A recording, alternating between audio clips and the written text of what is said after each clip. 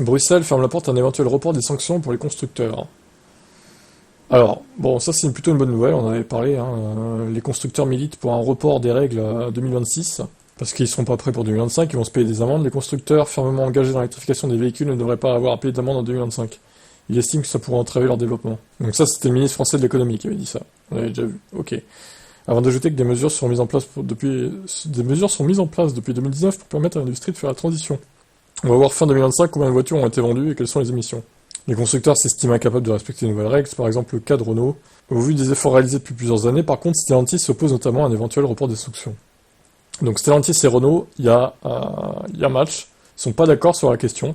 Stellantis est plutôt dans le camp de ceux qui veulent pas reporter ça et donc qui veulent assumer et jouer le jeu jusqu'au bout. Et ça, c'est plutôt pas mal de leur part. Donc là, c'est un porte-parole de la commission qui a déclaré qu'un changement de position sur ce sujet était vraiment prématuré. Bon, bah, on n'en sait pas vraiment plus, mais moi je suis plutôt d'accord avec ça. Les constructeurs n'ont qu'à se bouger, sortir des modèles abordables que les gens veulent, et au pire ils augmentent un peu les prix des thermiques pour compenser un peu, et puis sans augmenter de 3 ou 4 000 euros, ils augmentent de 500 000 euros déjà par modèle thermique, ça serait déjà pas mal, hein, pour compenser un peu les baisses de prix des VE, quoi. C'est pas la lune, hein, je pense, ils peuvent faire un effort quand même. Et rogner un petit peu sur leur marge, oh là là, oui, je sais que c'est chiant, mais pour un chef d'entreprise, mais bon. Il faut jouer avec les règles du jeu, et Stellantis, pour le coup, ont l'air de respecter le plan, donc c'est tout à leur honneur. Quel est votre avis ?